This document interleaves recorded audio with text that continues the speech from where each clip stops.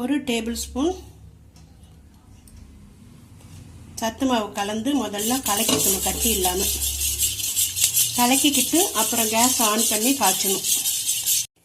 Case on பண்ணி மிதமான தீயில வச்சு இந்த கஞ்சியை காய்ச்சணும். கெட்டி ஆற வரைக்கும் காய்ச்சணும்.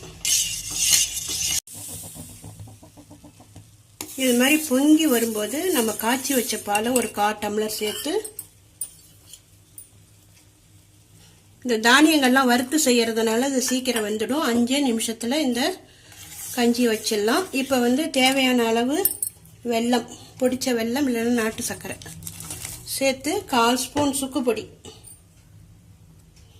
கிளறி கேஸ் ஆஃப் பண்ணிடணும்.